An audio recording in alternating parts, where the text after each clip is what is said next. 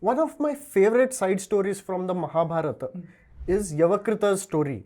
This was a kid who wanted to gain all the knowledge of the Vedas without having to actually learn anything, without having to put in an effort. And of course, as you might expect, that failed. We just did an episode on how learning should be hard. There we talked about science and research and so on and gave gyan. I actually don't know about this kid Yavakrita. Not that I know all of the Mahabharat, but I haven't heard of this kid at all. Who was this guy? This is a side story. Okay. It starts with two rishis, Bharadwaj and Raibhya. Okay. They grew up together, they were friends, but then afterwards they took two different career paths. Okay. Raibhya decided to go after knowledge. He read the Vedas, became very knowledgeable, and Bharadwaj decided to go for self-discipline, abstinence from pleasure, and so on. Okay. So one became a rishi, one became a monk, basically.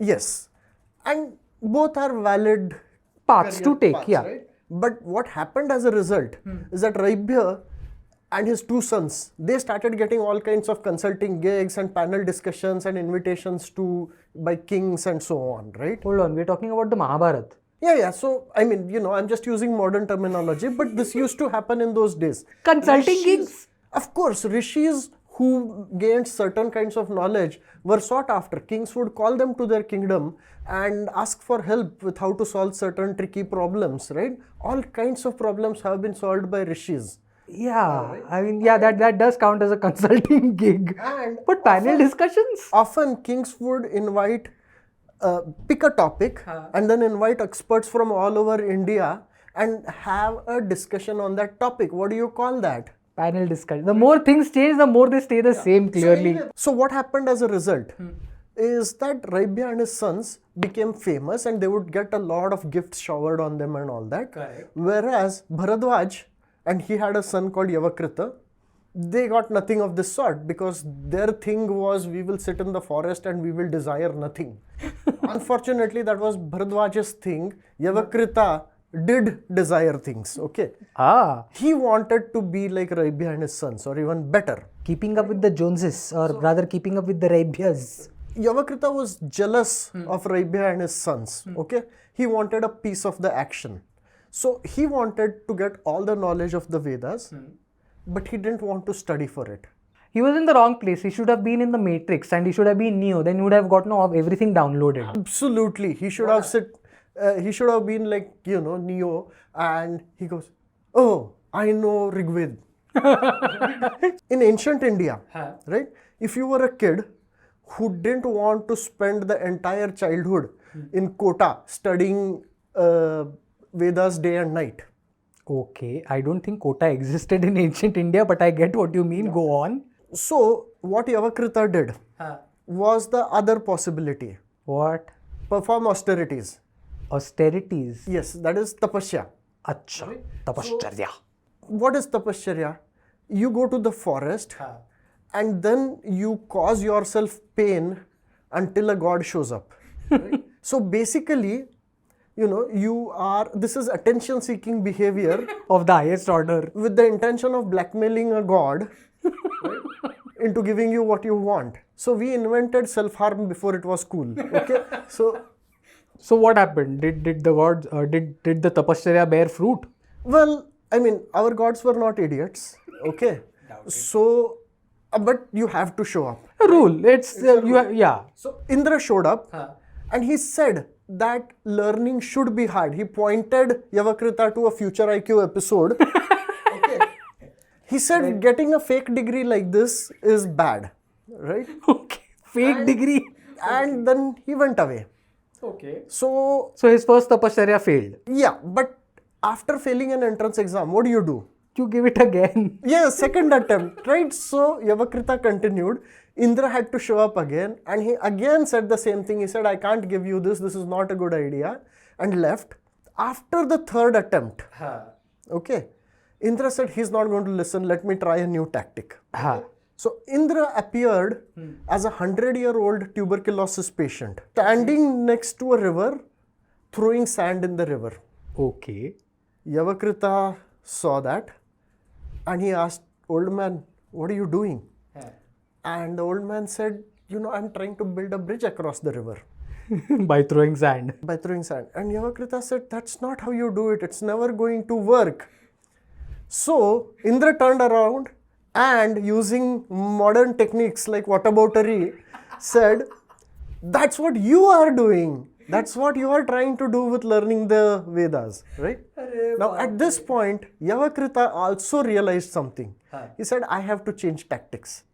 So suddenly, this is a new tactic, right? But yeah, what Yavakrita did was what anyone going to an Indian government office ends up doing after a few attempts, right? He told Indra, you are great. You can do anything that you want. I leave it up to you.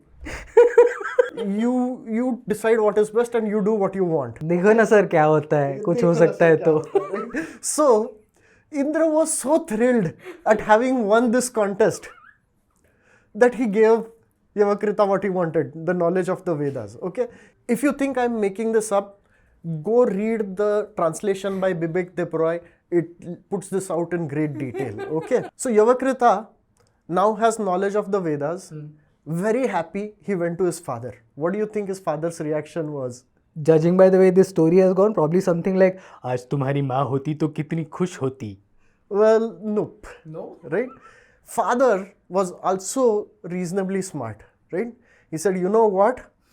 Your new IIT degree is going to fill you with pride. It will cause your destruction.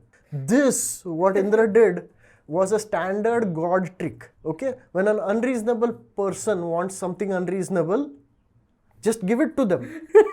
They will screw it up somehow. Okay? They have done that many times in the past. Technically not just a God trick but also a parenting trick employed by Calvin's mother. Calvin as in Calvin and Hobbes' mother.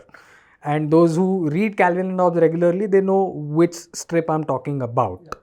So, by the way, this is also the first Chinese curse. May you get what you wish for. Okay. So think about why it is a curse, right? May you get what you wish. But in any case, right? His father knew that as a parent, it is pointless to tell kids anything. They just don't listen. But anyway, as a parent, you have to say it. Yeah. So he said, okay, fine, whatever you do, don't go and do something nasty to Raibhya. Okay. He will crush you in anger. Okay. So here is the problem, right? Those who don't know history are condemned to repeat it. Yes. Those who get a history download into their brain, they know history, but they still don't quite understand it, so they don't know how to apply it in the correct places. So Yavakrita didn't listen to his father, didn't listen to the lessons of history, and he became arrogant and prideful. With his new knowledge, now suddenly he's become a famous and powerful male and started doing all the famous and powerful male things that they do most of the time, which is take pleasure in attacking competitors and sexually exploiting women that he came across. Oh, so he became Harvey Weinstein. Unfortunately, one of those women was Raibhya's daughter-in-law. That made Raibhya so angry. Yeah. And Raibhya was, he had gotten his power the old-fashioned way. So he was way more powerful. Yeah, he was old money. This guy was Novurish. So, the angry Raibhya had Yavakrita destroyed in a particularly dramatic way. Okay. Which involved seduction by another beautiful woman and death by Rakshas. Okay. Okay, you kind of wrapped up the story there just when it was getting interesting. But I understand that that's not the point of the story. The point of the story is that things that come to you easily can never be useful in the way they are meant to be, right? Also, don't be too proud of your credentials. Okay. Yeah, don't be proud that you are a graduate of IIT. Yeah, there are others always more accomplished, more powerful, and so on. So some amount of humility is a good thing, right? Yes. Another thing to know is that there's a difference between knowledge and experience, right? You can get a lot of knowledge by book reading, but experience comes through the school of hard knocks, right? Wisdom is important. And you need to have that wisdom. Yeah, I remember reading somewhere, good judgment comes from experience comes from bad judgment. Yeah. And yeah, you need to go through some bad judgment, which Yavakrita didn't go through because the knowledge was downloaded to his brain. All of this becomes extra important for you today because you all have ChatGPT at your fingertips. Okay. And so now you have all become Yavakrita. Oh, interesting. But if you don't put in your own hard work, Yeah. you're going to get into trouble. Yeah. Right? ChatGPT makes mistakes, and they're subtle mistakes, so that if you haven't become some level of domain expert yourself, you will not spot those mistakes and you will get into trouble like Yavakrita. Yeah. Right?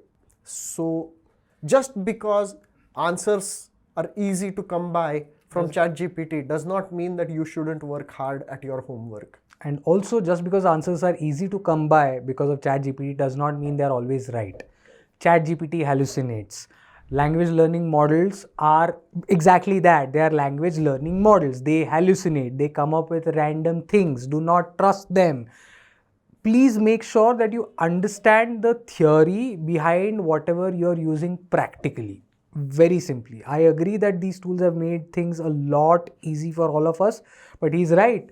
In getting all of these tools downloaded directly to your brain, we've become Yavakritas. And if all of us become Yavakrita, then there will be a Raib here who will easily destroy us. We won't even need to send in a seductress to take advantage of us. Although if he does, would be nice. Sorry, bad joke. But yeah, very interesting. I thought this was going to be just a story, but he's managed to insert a moral into it. Yes, always, always. That's Naveen for you. I'm Shrikant. This is Future IQ.